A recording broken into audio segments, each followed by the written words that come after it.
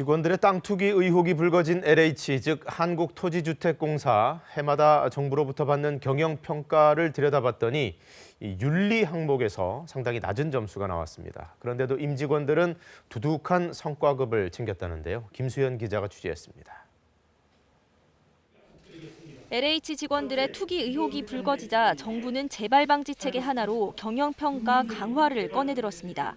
자정 노력을 위하여 윤리 경영, 공정 경영에 대한 평가 강화 등 공공기관 경영평가 지도를 더 엄정하게 운영해 나가겠습니다.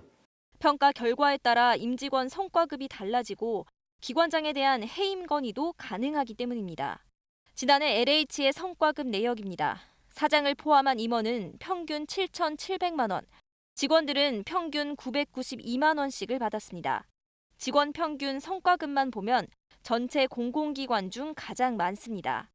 LH 같은 공공기관은 전년도 경영평가 결과에 따라 성과급을 받는데 LH에 대한 2019년 평가 결과는 A로 두 번째로 높은 등급을 받은 덕분입니다.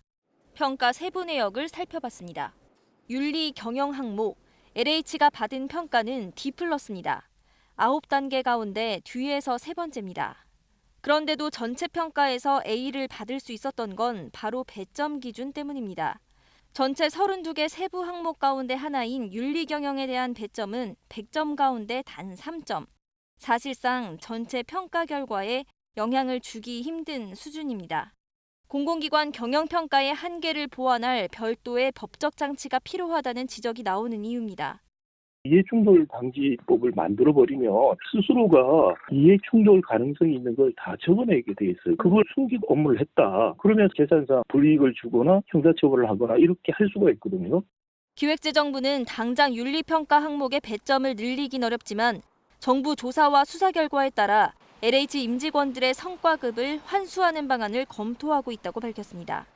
KBS 뉴스 김수현입니다.